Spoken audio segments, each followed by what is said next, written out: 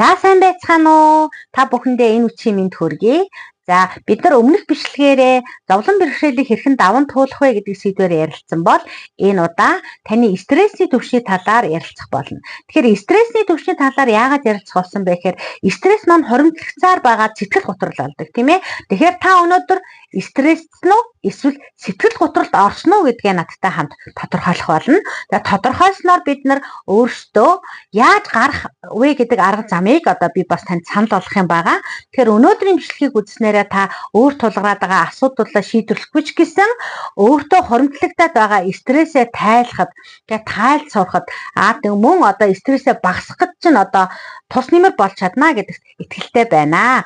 За ингээд тестэндээ оръё. Нэгэнт тест бүглэж байгаа учраас та бүхэн маань үзэг одоо эсвэл бал тийм ээ цаасаа бэлдээд дэлгэцэндээ ойртож суугаарай. За сэтгэл готрлын талаар ярихад хүн болгон мэддэг юм шиг мөртлөнгөө мэддэггүй сэдв байгаа юм. Яагаад мэддэггүй вэ гэхээр ихэнх хүмүүс өөрийгөө сэтгэл готролд орсноо мэддэггүй. Мэдсэн ч бас хүлээн зөвшөөрдөггүй. Яагаад хүлээн зөвшөөрдөггүй гэхээр хүнд муугаа үзүүлэхгүй гэсэн бодолтой маань хамаатай. Тэгэхээр монголчуудын одоо юу гэдгийг амьдралын философи дийлэнхийнх нь тийм ээ хүнд муугаа үзүүлэхгүй гэж боддогтой холбоотой. Тэгэхээр бид нар одоо ядгүй хүнд муугаа үзүүлэхгүй байгаа учраас ямар нэгэн муухай зүйл болсон, ямар нэгэн муу зүйл болсон, ямар нэгэн бэрхшээл тулгарсан, ямар нэгэн саад учирсан асуудал байгаа гэдгээ дандаа яадаг ахна. Нуудаг бахна шүү дээ те. Саяхан фэйсбүүкээр нэг бичлэг яваад байсан шүү дээ. Маш баясгалантай эмэгтэй бичлэг те. Гэтэл тэр эмэгтэй өвлөө 12 цагийн дараа амиа хорлсон гэж. Өөрөөр хэлбэл 12 цагийн амиа хорлохоос 12 цагийн өмнө хийсэн бичлэг нь одоо фэйсбүүкээр нилээд шеэрлэгдээд нилээж яваад байсан тийм ээ. Тэр маань юу гэж нэхэрэ тухайн хүнд огт байгаагүй тэр сэтгэл хөөрл гарч ирсэн учраас түр болол одоо бид нар анхаарах хэрэгтэй байна гэж. Тэгэхээр одоо үргэлж томоотой тийм үү одоо манайхнаар ярьдаг шиг те одоо дөлгөөн тогтун нуур шиг байсан хүн маань гинт огтон одоо сэргэлэн цаваа маш одоо тийм баяр хөөр баясгалантай болоод ирвэл бид нар бас анзаарах хэрэгтэй болох нь шүү дээ тийм ээ. Тэгэхээр сэтгэл хөөрл гэдэг бол хүнийг болвол яах вэ? Илэрхийлж яадаг зүйл. Гэтэл монголчууд бид нар яадгүй гэхээр сэтгэл хөдлөлөө, сэтгэлийн хөдлөлөө, мэдрэмжээ дандаа нууж яадаг. Тэр мэдрэмжээ нуун гэдэг бол маш буруу үйлдэл юм. Тэгэхээр бид нар одоо сэтгц болоод сэтгэл зүйн эрүүл мэндэ сахин хамгаалъя, одоо эрүүл бай гэж бодож илээвэл одоо сэтгэл хөдлөлөө маш зөв гаргаж сурах хэрэгтэй. Тэр зүйлийг дотроо бugшуулаад, хадгалаад байх биш харин тэр зүйлийг зөв цагт нь зөв аргаар аюулгүй гаргаж сурах бол хамгийн чухал юм аа. Тэр өнөөдрийн бичлэгээр одоо та бүхэн маань те стрессээ хэрхэн тайлах арга замуудаас бас суралцаж чаднаа гэж одоо итгэлтэй байна. Тэгэхээр би одоо өөрийнхөө хэмжээнд та бүхэндээ одоо стрессээ тайлах аргуудаас одоо санал болгоно. Тэгэхээр хүн болгон тохирсон нэг арга гэж бол байдаггүй. Тэгэхээр энэ дундаас та нар маань өөртөө тохирсон аргыг олоод өөрийнхөө стресс бухимдлаа зөв тайлж сурахад одоо суралцах нэ гэж. За тэгэхээр би бол одоо сүүлийн 17-8 жил багшилж байсан учраас нэг бичлэгүүд маань нэлээ нэг тийм хичээл маягтай заримдаа хичээл багш нь энтер гэсэн сул өгөөд хэрэглээд байж чадгүй уус төрүүлээд уучлахгүй чи тэгэхээр яван хиттэй ингээ явандаа улам сайжрах баха. Тэгэхээр одоо нөгөө ялгаатай хэрэгцээтэй хөлт хүмүүжүүлж байгаа ээжээ хувьд болоод цаг зав нэлээ хомос байдаг. Тийм учраас одоо дахин засварлах, дахин бичих боломжгүй учраас болж игэл нэг бичээд л тэрийг одоо багахан засвар хийгээд тавьдаг байгаа шүү. За тэгвэл стрессийн түвшнээ одоо бүгдөө тодорхойлж билнэ үү те та цаас балаа бэлдсэн биз дээ. За нэгдүгээр асуултаа асууя. За тэгэхээр энэ асуултанд одоо асуухаас өмнө одоо биднэрт хариултаа одоо тодорхойлох зүйл байгаа. Тэгэхээр хариултаа яах вэ гэхээр за миний асуусан асуултанд та үгүй гэж хариулах юм бол тэг оноо өөртөө өгөх юм байгаа. Тэг оноо. Заримдаа хаяа нэг жишээлбэл 7 хоногт 1-2 удаа тийм ээ эсвэл 14 хоногт 1-2 удаа энэ бол хаяа ялах уу заримдаа гэдэг одоо томьёололт маань багтана. Тэгэхээр заримдаа гэж хариулсан бол та 1 оноо аавна. За 2-оос дээш болоод эхэлэх юм бол бид нар нилээд их 7 хоногт те 2-оос дээш хугацаанд одоо энэ миний асуусан хариултанд тохиолдоод байвал та юу гэж бодох нь нилээд их гэж бодоод энэ хариултандаа 2 оноо өгөх нь. За тэгвэл 7 хоногт 5-аас 5 хүртэл одоо энэ зүйл тохиолдоод байв танд 7 хоногт 5 хүртэл одоо тохиолдоод байх юм бол энэ маань нилээд их буюу ихэнхтэй нилээд ихээсээ давчлаа штэ тийм ээ ихэнхтэй өөрөөр хэлбэл 7 7 хоногийн ихэнхдээ би ийм байдалд байна гэж үзэх юм бол та 3 оноо тавих юм шиг өөртөө. За тэгээд 5-аас дээш буюу 7 хоног жингой байх юм бол бид нар маш их дандаа гэсэн хариултыг өөртөө өгнө. За маш их дандаа гэсэн хариултыг өгөх юм бол та 4 оног өгөх юм байна. За ингээд энэ хариулт маань өөрөө 5 одоо төвшний хариулт байгаа. Үгүй гэвэл тэг оноо, заримдаа гэвэл 1 оноо, нэлээд их гэвэл 2 оноо, за ихэнхдээ гэвэл 3 оноо, маш их дандаа юм бол 4 оноо. За энэ 4 оног та хариулт болгоныхаа ард өөрөө яг бичээд явна. Тэгээ эцэст нь оноогоо гаргана. Тэгэхээр та бид бол тгээс 100 хүртэл оноо авах яг боломжтой байх нэ. Тэгэхээр энэ тгээс 100 хүртэл онооны хэдийг авсан бэ гэдгээс шалтгаалаад бидний стрессийн түвшин маань яг нь тодорхойлогдох нь байна. Та бэлнэ. За тийм бол асуултандаа оръё тий. Тэгэхээр ингээд энэ асуултууд маань юу гэхээр бидний бодол санаа, мэдрэмж, харилцаа, хандлага, за тэгээд бие организмд гарч байгаа өөрчлөлтүүдийн талаар танаас асууж байгаа юм шүү. За нэгдүгээр асуулт. Уйдгартай сэтгэлээр унсан. За өөрөөр хэлэх юм бол та урдих шигээ цог золбоотой баяр баясгалантай биш байх нь болсон байна гэсэн үг тийм ээ. Ер нь бол тэгээд шалтгаан байхгүй уйдгарлцдаг. За тэгээд юм л бол сэтгэлээр унцдаг одоо ийм байдалд орж гинүү гэдэг асуултанд та хариулах нь байна. За хоёр дахь асуулт маань аз жаргалгүй уцаартай болсон. Аз жаргалгүй уцаартай болсон. За энэ юу гэж юм хэрэг жишээл арай ажлаа тараад ирлээ тий. Мэдээж бид нар ажлаа тараад явгоотаа шууд одоо юу гэдгийг ямар нэгэн төгжрөлгүйгээр гэртээ ирэх боломж байхгүй. Одоо Улаанбаатар хотын альч дүүрэг альч хамт байсан. Заавал бид нар төгжирдэг. Хаана байгаагаас хамаарат хамгийн багадаа 30 тийм үү хамгийн ихтэй одоо 4-5 цаг хүртэл төгжирээд одоо гэртээ харьж байгаа шүү дээ. За тэгээ гэртээ хараад иртэл одоо хөөрхөн бяцхан өрс маань биднийг одоо угтаж аваад баярлал гүгээд ирсэн. Цаашаа ээж өнөөдөр ядраад гэл ингэж холбуулж байвал энэ яах нь та аз жаргалгүй уцаартай болсон байна гэсэн үг. Өөрөөр хэлбэл бол бяцхан хүүхдүүдээсээ бид нар тийм ээ бидний одоо үр хүүхдүүдээсээ бид нар яах нь аз жаргалыг хүртгээ болчихсон байх нэ гэж. За гуравт нь уйлмтгай болсон. За өмнөхөөс илүү уйлж эхэлсэн гэнэ. Тэгэхээр уйл ямар тохиолдолд бид нар уйлдаг вэ? Гомдол хуралдахаар маш их гомдол хуралдаж байна танд. Маш их юм маш олон зүйл та яах вэ? Гомдож эхэлсэн биз дээ. Өмнө нь бол огт анзаарч байгаагүй гомдож байгааг гэсэн тэр асуудлуудаа одоо бол яах нь гомдоод эхэлсэн байх нь шүү дээ тий. Гомдоо таны нулимс яахан байх нь ойрхон болоод ирсэн байх нэ. За 3 шантарсан мэдрэмж. Үнэхээр чадах юм болоо да. Үгүй дээ энэ чинь бүтэхгүй юм байна да. Би чадахгүй юм байна гэж болидоо гэж яах нь юм шантарсан мэдрэмж танд одоо хэр төрж байна. Тэгэхээр энэ асуултууданд хариулахдаа та бүхэн маань сүүлийн 3-7 хоног ялангуяа сүүлийн 7 хоногт хэр их тохиолдсон бэ гэдгээ бодож хариулаарай. За 5 дахь асуулт маань найдваргүй мэдрэмж. За найдваргүй мэдрэмж ямар муухай мэдрэмж вэ те? Итгэл найдваргүй болно гэдэг бол өөрөө яах нь одоо биднэрт одоо амьдрах эрч хүч тийм үү? Өөрийгөө одоо хөгжүүлэх, өөртөө итгэх тийм ээ, урам зориг тэм зүйл яах вэ? Байхгүй болно гэж шүү дээ тийм ээ? Найдваргүй мэдрэмж төрөх. За 6 дахь асуулт өөртөө итгэлгүй болсон. Өмнө чаддаг байсан зүйлээ чадхаа байлаад тийм үү? Гаргадаггүй байсан алдаагаа гаргаад эхлэх.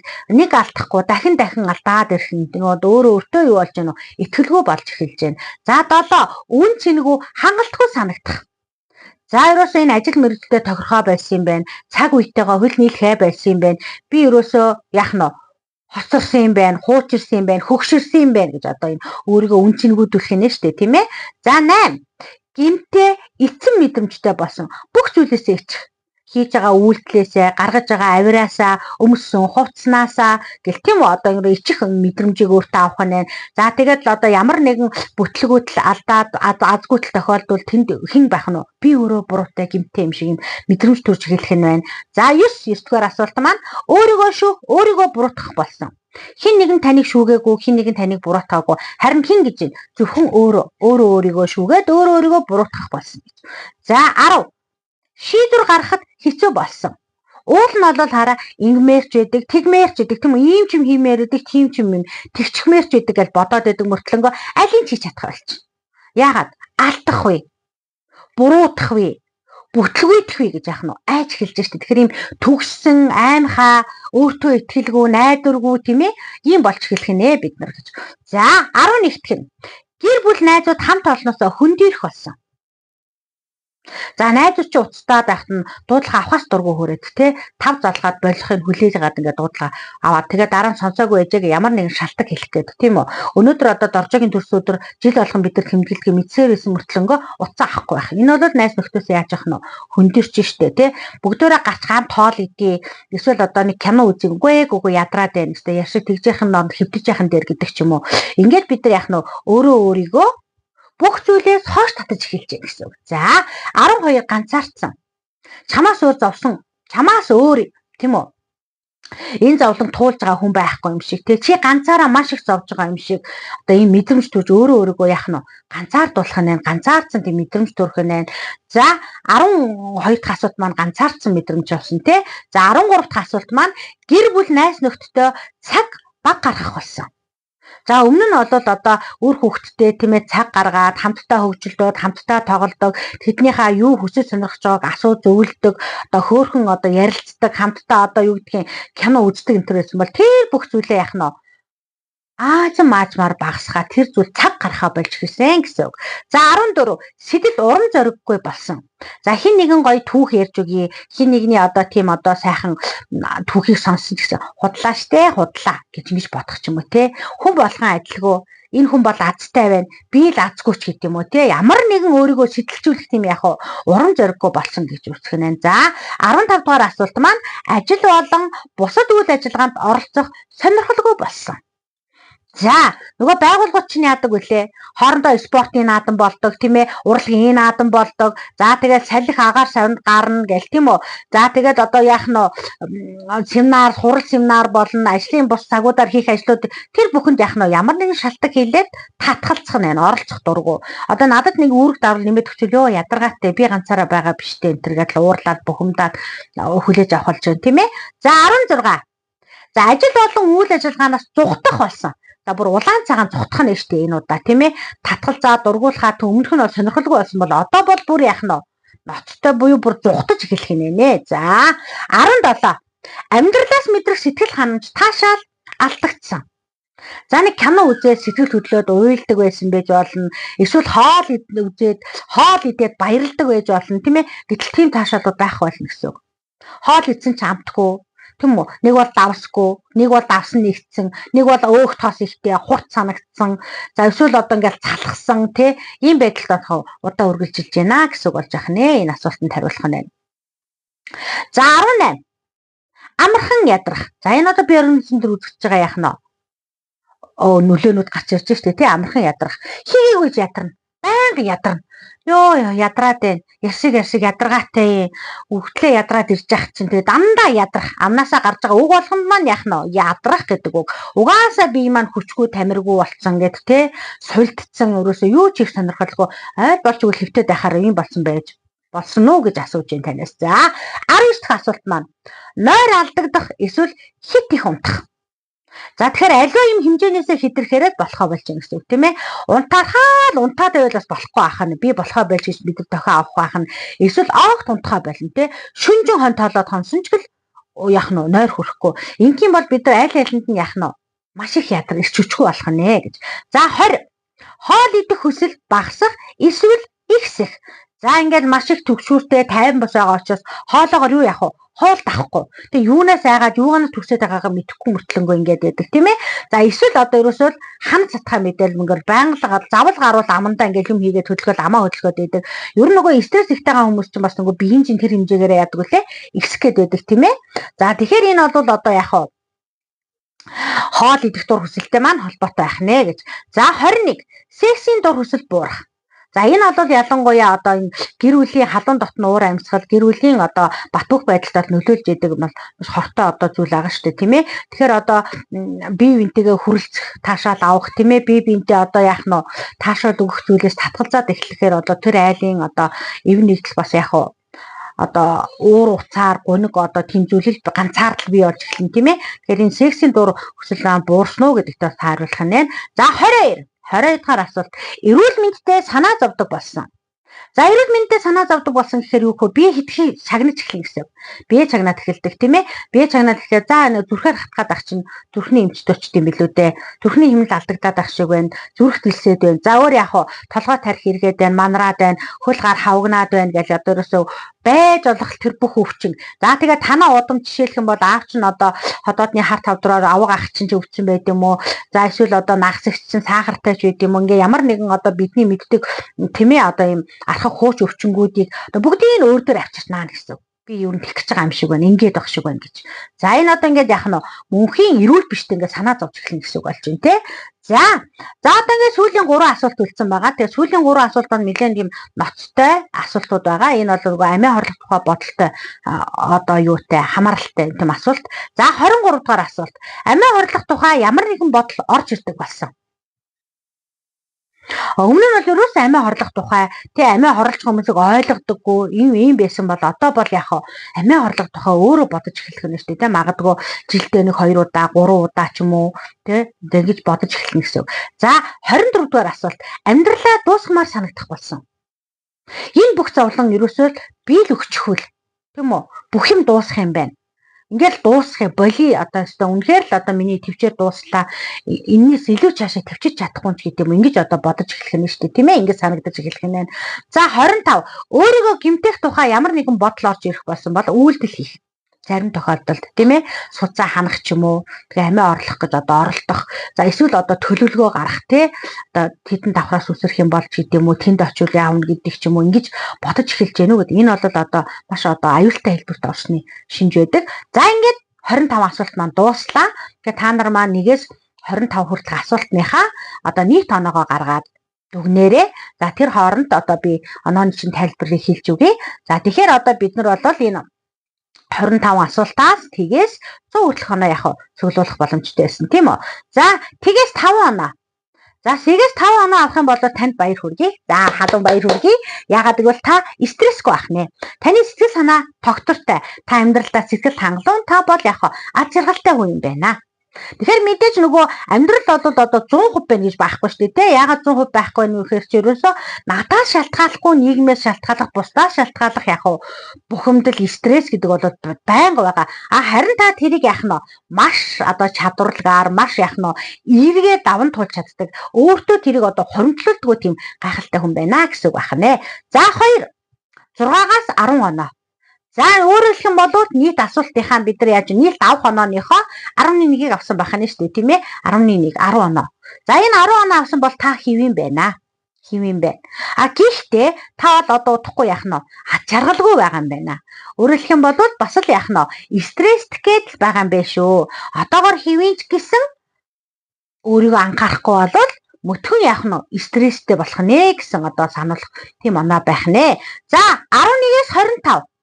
За 11-ээс 25 оноо авах буюу 4-1 байгаа 100 онооны маань. Тэгэхээр 4-1 авсан хүн бол та бол стресстэй байх нэ. Та бол сэтгэл готролд бол ороогүй. Тэгвэл та бол нэлээд стресстэй байх нь тий. Тэгэхээр 11 оноотой бол стресс маань бага төвшөнд 25 оноотой байх юм бол стресс маань яах нь их төвшөнд байна гэж ойлгох хэрэгтэй болох нь. Тэгэхээр одоо бид нар энэ стресс уур бохимдлаас хэрхэн яаж салах вэ гэж. Нэгэнт миний бие нэг хоримтлагдсан стресс байгаа юм байна тийм ээ. Тэгэхээр одоо энийг одоо оноогоо хараад хүүе ямар сони юм бэ? Би ч ястай амар аж жаргалтай баяр хүртэй баясгалантай би ч стрессгүй гэж бодсон штэ гэд нэг хэсэг маань бас тэгж бодож магадгүй. Тэгэхээр бол яг үхээр стресс гэдэг бол одоо яг нь намайг хүссэн хүсээгүй тийм ээ миний оролцсон оролцоогүй хөндлөнгөөс надад ягдаггүй үүсч идэг зүйл гэж хэллээ шүү дээ тийм ээ. Гэхдээ энэ зүйлийг бид нар хөндлөнгөөс арилахыг хүлээх биш дотроос өөрөөсөө гаргах арга замыг олох хэрэгтэй. За одоо хувийн зүгээс одоо зөвлөхөд бол би бол стрессээ яа тайлдаг гэхээр би стрессээ бол дуудвал тайлдаг. Тэгэхээр би дуудуулахдаа ядгүй кракод ордог. Тэгээ кракод ороод одоо 2 цаг дуулахад бол ингээд нэгэд хуримтлагдсан байсан одоо биеийн болоод одоо сэтгэлийн одоо сэтгэл санааны тэр хямрал, стресс, бухимдал юу байдаг, уур хилэн бүгд бол тайлагдчих чаддаг. Тийм учраас одоо манай гэр бүлийнхэн намайг одоо кракод бол явахыг дуртай байдаг. Яагаад гэвэл тэр чинь стресс тайлж байгаа миний арга учраас тийм ээ. Гэтэл одоо зарим нэгэн маань ямар арга тайлж болох вэ гэхээр ер нь бол одоо стресс ингэж сэтгэл санаа хямраа, сэтгэл санаа уймраа тогтворгүй төгшүүртэй байгаад байх юм бол ер нь сэтгэл зүйч юу зөвлөдөг вэ гэхээр бие хөдлөх гэж эхэлдэг. Тэгэхээр бие хөдөлгөөн хийн. За бие хөдөлгөөн юу ээж болох вэ? фитнест очиж болж байна, тийм ээ. Эсвэл йог хийж болж байна. Өөрөөр хэлэх юм бол биенээсээ хөлс гаргаж болж байна. За одоо фитнест очих мөнгөгүй, йог орох мөнгөгүй, хийх мөнгөгүй одоо бас санхүүгийн асуудалтай байна гэж бодох юм бол өглөө эртхэн босоод тийм үү нэг цаг 30 минут тэр бол 10,000 алхам болдог. Цаг 30 минут одоо байшингаа тойроод ч юм уу эргэн тойрондоо жоохон холхон газар алхаж болж байна. За үгүй бол гэртээ байдаг гүйлтийн зам дээр гүйж болж байна. Доод угуу байдаг бол угуугаа унж болж байна. За үгүй бол юу хийж болох вэ? 108 мөргөж болж байна тийм ээ. За энэ мэтлэнгээр өөрөө өөртөө заавал ямар нэг юм одоо хөдөлгөөн хийх одоо тийм шаардлага тавих хэрэгтэй. За бүр болоод юу хийж болох вэ гэхээр бүгдөө бүжгэлж ална. Тэгээ чиний эвсэлтэй байна уу, эвсэлгүй байна уу? Ямар бид нар бүжигчин болох шалгалт өгч байгаа биш. Тэгээ өөрөө өөртөө аз жаргалтайгаар хамгийн дуртай дуугаа хамгийн чанга дээрээ тавь тийм үү? За бусдад саад болохгүй чихвчин дээрээ чангалаа. За тэгээ сайхан бүжиглээ. Ингээд хөлсөө гаргаад ирэх юм бол нөгөө бухимд бол уур бус стресс маань яах нь надаас гарах нэ. Тэгэхээр стресс уур хилэн бухимдлыг яадаг вөхрөө заавал гаргадаг. Гаргачээ тайлагддаг.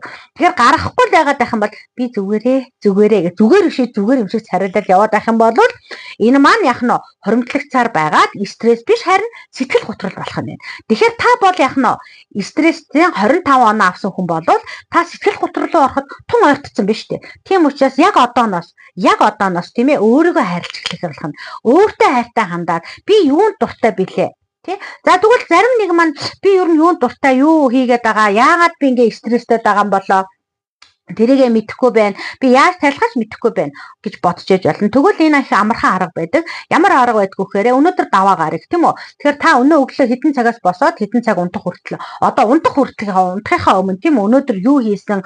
Одоо сэтгэл санаа чинь ямар байсан? Ямар сэтгэл хөдлөл танд их байв? За юу болов гэдгээ сайхан биччих хэрэгтэй.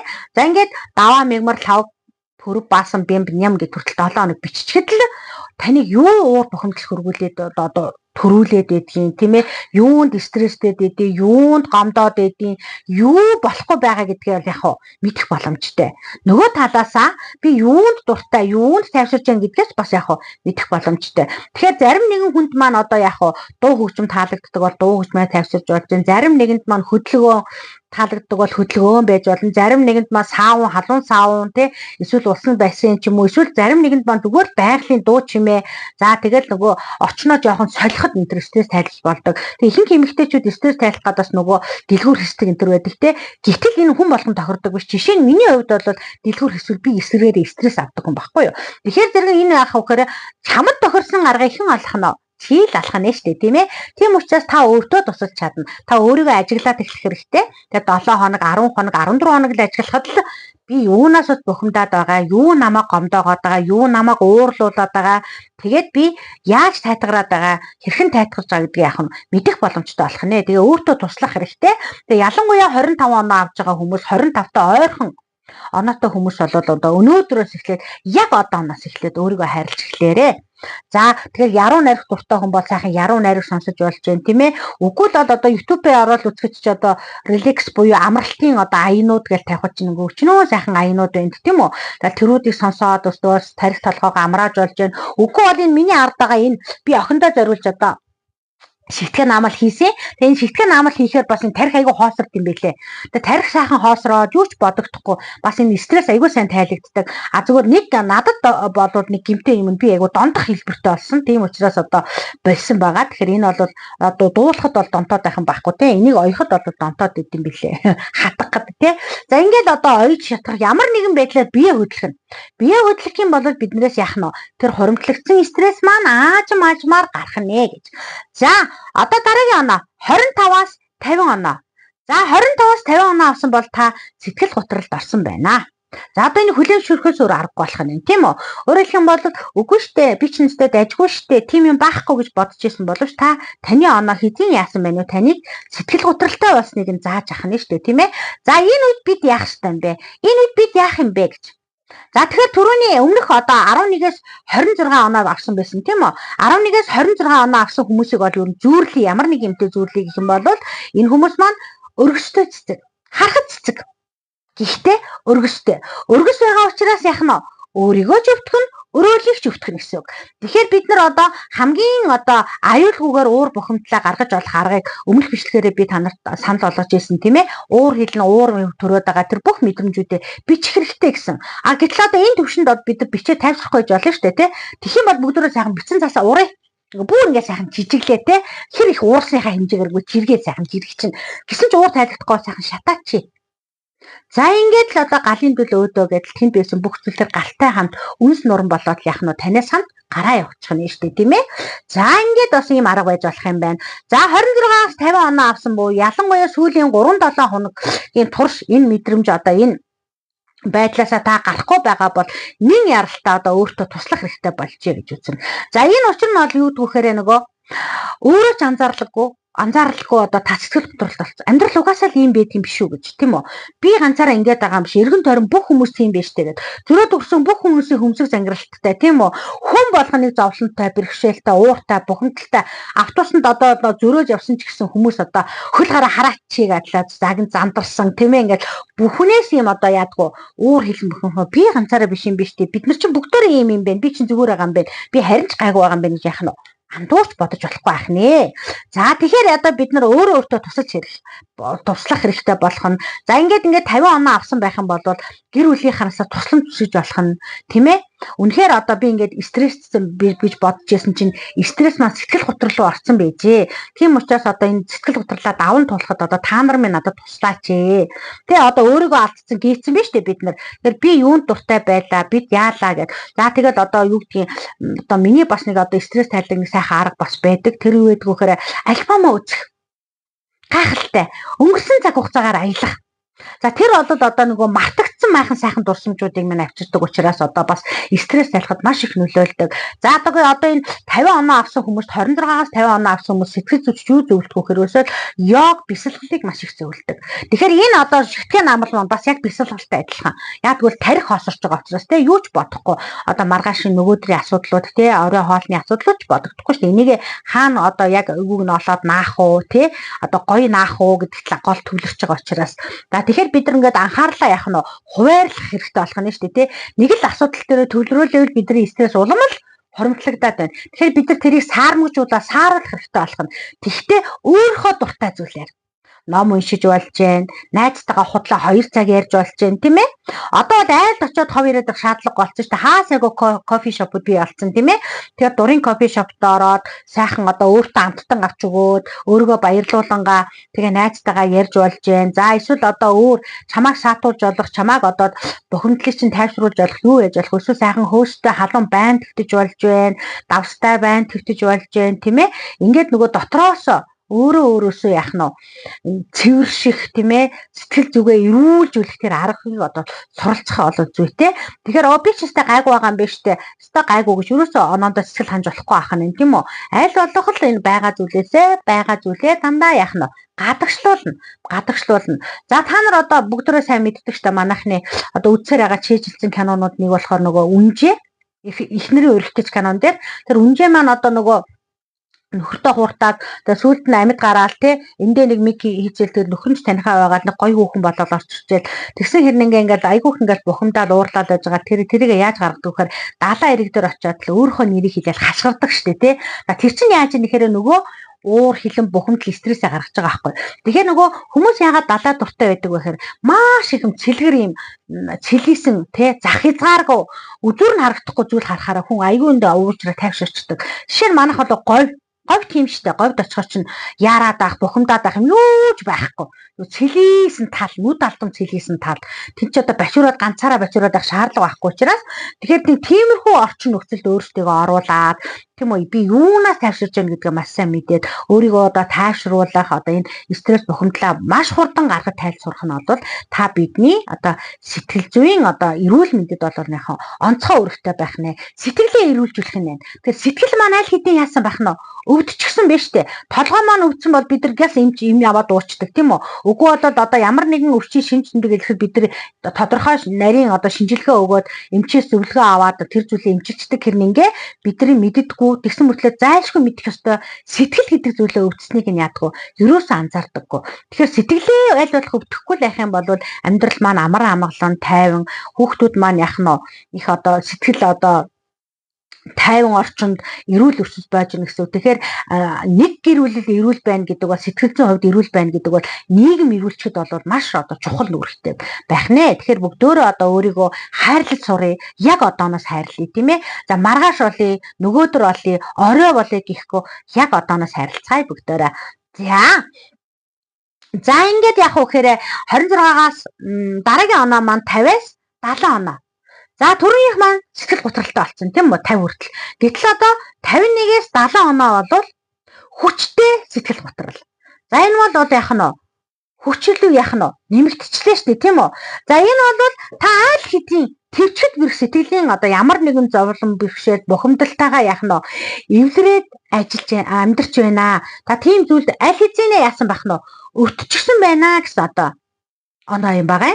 Тэгэхээр энэ оноод бол одоо бид нар нартай өдөрч ийсэн одоо нарны шил зүүц юм шиг бүүдгэр байх нь шүү дээ. Амьдрал маань бүүдгэр болж эхэлсэн байх нь тийм үү. За тэгээд бүх зүйлд зохилдож ундууцсан. За тэгээд ерөөсөө бие маань сулдаа тамиргүй болох нь. За тэгээд ерөөсөө юмны дандаа сөрөг талыг нь төрүүлж харна. Шүүмжлэгч болсон та. Агуу шүүмжлэгч болсон. Дандаа бусдад буруу өгдөг. Тэгээ бусдын бурууг л олж хардаг болсон байна гэсэн үг. Тэгэхээр энэ үед бол маш эрчимтэйгээр бид нар бясалгал хийж одоо энэ нэг даван туулах хэрэгтэй. Тэгэхээр энийг даван туулахад бол бид нарт бас одоо ганцаараа бол одоо энэ бас хүчрэхэд хэцүү. Тэгэхээр зөвхөн бид нар нөгөө хамгийн дотны найз нөхөд гэрүүлээсээ тусламж хүссэн түрүүн хэлсэн тийм ээ. Жишээлбэл бид нар 7 хоногт үнэхээр завгүй байлаач гэсэн тийм ээ. Өөртөө яах нь зөвхөн 2 цагийг одоо гаргаж одоо амарч юу ч хийхгүй байж амрах. Тэр сэтгэл зүйн одоо нэг одоо дасгалууд байдаг тийм ээ. Өөрийгөө одоо ингээд тайвшруулах тэр дасгалд бас энэ орж идэг. Жишээлх юм бол 30 минут юу ч хийхгүй суу. Амар эрчтэй хүчтэй завтай ингээ завгүй ингээд өстой бужигсан амьдрал донд 30 минут зүгээр суух бол асар их хугацаа. Гэтэл цагийн хугацаа бодоод одоо хугацаагаар нь бодоод өгөх юм бол 30 минут ч одоо тийм барагдахгүй урт хугацаа биш үү дээ. Гэтэл юу ч хийхгүй суухад болоод хангалттай хүн яах нь амар хугацаа болж өгдөг. Тэгэхээр одоо өөртөө тийм цаг гаргах хэрэгтэй болох нь тийм ээ. Өөрийгөө хайрлаж эхлэх болох нь. За тэгээд одоо юу гэдгийг сэтгэл зүйч хандах хэрэгтэй. Тэгэхээр сэтгэл зүйчд хандах гэхээр манайхан ч одоо айгүй тийм нэрлэхгүй шүү дээ тий. Ичж заваад ямар нэгэн асуудалтай болчих юм шиг үгэж хүн бодох юм. Тэгэхээр бусдад одоо сайхан харагдах бусдын бодлоор өөрийгөө амьдрах хэрэггүй. Яах нөхөр өөрөө өөртөө үнэнч байж өөрөө өөрийгөө хайрлах хэрэгтэй. Тэгэхээр сэтгэл зүйчдэр очиход одоо мөнгө хөлсөн хэцүү байна гэж бодож байвал одоо энэ дүүрэг болгон дээр нөгөө гэрүүлийн хамгааллын газар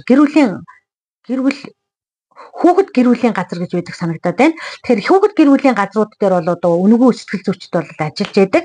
Тэгэхээр тэдний хөтөлбөрүүдэд хамрагдаад тийм ээ та бол одоо хүчтэй сэтгэл одоо готролд орсон учраас одоо маш богино хугацаанд маш одоо энэ зүйлээс одоо гарахыг одоо оролдох хэрэгтэй болох нь. Хэрвээ бид нар оролдож чадахгүй хугацаа алдах юм бол эндээсээ бид нар архаг депресс буюу асгах сэтгэл готрол руу орох болох нэ гэж. За таны оноо 75-аас дээш оноо байж. Тэгвэл та одоо юу яах нь архаг сэтгэл готрол буюу танд аль хэдийн амиа хорлох сэтгэл зүй үүсчихсэн байна. Тийм одоо сэтгэл зүй үүсэх магадлал их өндөртэй болсон гэж үздэг. Тэгэхээр өөрөөр хэлэх юм бол бүх зүйл утгагүй болно. Одоо танд юу ч хэлсэн одоо та хүлээж авахааргүй болчихсон гэсэн үг аахгүй юу. Тэгэхээр нөгөө төрөний асуултнууд байсан шүү дээ тийм ээ. Ямар ч урам зориг одоо авахаа байсан гэдэг шиг тийм үү. Бүх юм одоо яах нь бүх юм болохоо болжээ гэж одоо та бодож эхлэнэ гэсэн үг болж байна. За тэгэхээр энэ бол маш аюултай. Тэгэхээр энэ аюултай учраас яадаг вөхөр энд заавал мэрэгжлийн хүний тусламж нэгдүгээр сэтгэл зүйч танд хэрэгтэй, хоёрдугаар та сэтгцийн одоо бас эрүүл мэндэ бодоод сэтгцийн эмчэд хандаад одоо им авч хэрэглэх хэрэгтэй. Тэгэхээр энэ одоо архаг одоо сэтгэл готролд орсон хүмүүс яадаг вөхөр эмийн эмчилгээ байдаг. Тэр эмийн эмчилгээ яадаг вөхөр хүний биенээс гарч идэг дааврууд маань аль хэдийн танаас одоо яах нь ялгархаа болчихж байна. Жишээлбэл та мелатонин гэдэг одоо даавар маань 21 цагаас хойш маш идэвхтэй 2 цагийн хооронд шөнийн 2 цагийн хооронд ялгараад тэр үед нь бид нар яах нь бат бүх гүн нойронд унтах хэрэгтэй байхгүй юу. Гэтэл таны энэ одоо мелатонин гэдэг даавар ялгархаа болсоос та нойрог болчихж байгаа байхгүй юу. Тэгэхээр зэрэг энэ дээр одоо яг хаар гаднаас мелатонин ууж ийж одоо унтдаг ч юм уу тийм ээ. Үгүй болоод одоо бидний ад жаргалын гормон, ад жаргалын дааврууд тийм баяр ёслолд төрүүлдэг тэр зүйлүүдийг эмийн эмчилгээгээр бидэрт нөхөж өгнө гэсэн үг. Тэгэхээр энд бол одоо маш хурдан энэ зүйлээсээ гарахгүй бол эргэн тойронд чинь тий одоо миний хэлсэн шинж тэмдгүүд биеинд нь илэрсэн байн гадарчдаг ёо явах гэдлээдэг тийм ээ. Хуучин шигэ биш болсон чиний мэддэг найз чинь биш болсон байх юм бол тэр найзуудаа бид нар бас яг туслах хэрэгтэй болж штэ тийм ээ. Та одоо нэгэнт энэ зүйлийг мэдээд авсан хувьд тэгээд өөр дээрээ туршаад өөрөө та одоо энэ зүйлээ даван туулсан бол тэр арга замаа бусдаа бас яг танилцуулж тэр найзыгаа бас тэр одоо сэтгэл готрлаас нь одоо татаж гаргаж авах хэрэгтэй болж байна тийм ээ. Тэгэхээр амьдрал гэдэг бол хамтих шүү дээ. Тэгэхээр та өөрөө сайн найз байхын одоо найзтай байхыг хүсчихвэл та өөрөө бас яг сайн найз болох хэрэгтэй гэдэг тийм ээ. Тэгэхээр одоо эргэн тойронд чинь чиний эргэн тойронд байгаа найз нөхөд хань нийжил өөр хүүхэд хэн нэгэн одоо таны мэддгээс өөр болсон байвал бас та энэ өнөөдрийн тестээр тэднэртэй одоо бас яг төвшингийн тодорхойлоод бас тэдэнд тусалж болох тийм боломж бас байгаа шүү. Тэгэхээр та нар маань одоо бусдтай хайртай бай. Нэгдүгээр өөртөө хайртай бай. Тэр өөртөө хайртай байснаар бид нар бусад хүмүүст бас тусалж чадах нь шүү дээ, тийм ээ. Тэгэхээр эхлээд өөрийгөө хайчаад бусдад тусалж гүйж явна гэж биш байх нь. Эхлээд хамгийн нэгдүгээр би өөрөө би сэтгэлийн хувьд яах нь эрүүл бай тийм ээ. Би өөртөө зөв дадал туршлыг бий болгоё. Би өөрийнхөө стрессийг тайлцуурыг. Би уур бухимдлаасаа гарч сурыг. Тэгээд дараа нь бусдад тусалж сурыг гэдэг одоо сэтгэлээр хандах хэрэгтэй. Тэгэхээр одоо ихэнх хүмүүсийн одоо гомдол хаана хуралддаг вэхээр өөрийгөө гээгээд өөрийгөө мартаад бүхний төлөө бүгдийн төлөө зүтгэсээр эцсүүлд нь надад юу үлдвэ гэж. Тэгэхээр бид нар яг одооноос та хэрвээ ийм одоо амьдралаар амьдарч байвал яг одооноос энэ бүхнээ зэгцлээд яг одооноос өнөөдрөөс энэ яг цаг мөчөөс өөрийгөө хайрлаад хамгийн нэгдүгээрт өөрийгөө хайрлаад өөрийгөө яах нь эрүүлжүүлээд тэгээд үлдсэн босод хүмүүстэй тусалцгаая гэж. За тэгэхээр өнөөдрийн одоо бичлэг маань та нарт маань таалагдсан бол лайк сабсап дарахаа мартав. Тэгэхээр дараагийн бичлэгээрээ дахин уулзлаа түр баяртай. Тэгээд өнөөдрийн бичлэг маань арай урт боллоо. Гэхдээ бас та нарт маань хэрэгтэй зүйл байсан байхаа гэдэгт хэлж байна. Дараагийн бичлэгээр уулзлаа түр баяртай.